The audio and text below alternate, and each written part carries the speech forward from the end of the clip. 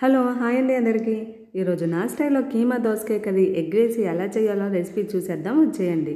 దానికి కావాల్సిన ఇంగ్రీడియంట్స్ అయితే నేను ముందే కట్ చేసి పెట్టేసుకున్నానండి. So let's start the recipe.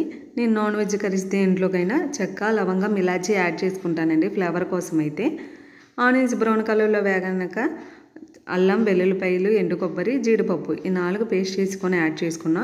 మనం ఎండు కొబ్బరి యాడ్ చేసాం కదండి, అది ఆయిల్లో బాగా వేగాలండి ఎర్రగా, అప్పుడు టేస్ట్ చాలా బాగుంటుంది.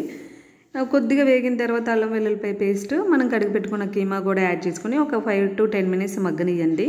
తర్వాత చిటికెడు పసుపు సాల్ట్ వేసి మూత పెట్టేసి కీమాను బాగా మగ్గనియండి. కీమా బాగా మగ్గిపోయిన తర్వాత అప్పుడు టమాటా మనం కట్ చేసుకున్న దోసకాయ యాడ్ చేసుకోండి. మొత్తం ఒకసారి కలిపేసుకొని మూత పెట్టేసి దోసకాయ సాఫ్ట్ అయ్యేదాకా మగ్గనిచ్చేయండి. ఇక్కడ టమాటా కూడా సాఫ్ట్ అయిపోయింది చూసారా. తర్వాత మన టేస్ట్కి తగ్గట్టు కారం యాడ్ చేసేసుకొని మొత్తం ఒకసారి కలుపుకోండి.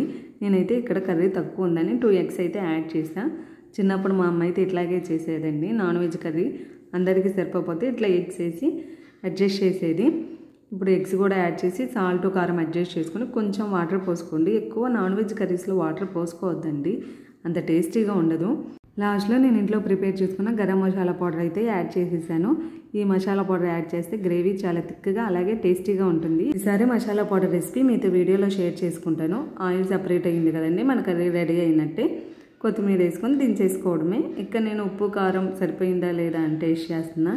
నాకైతే అన్నీ పర్ఫెక్ట్గా సరిపోయాయి అనిపించింది. టేస్ట్ అయితే అదిరిపోయింది. మీరు ట్రై చేసి ఎలా ఉందో కామెంట్ సెక్షన్లో కామెంట్ చేయండి. నచ్చితే లైక్ చేసి ఛానల్ని సబ్స్క్రైబ్ చేయండి.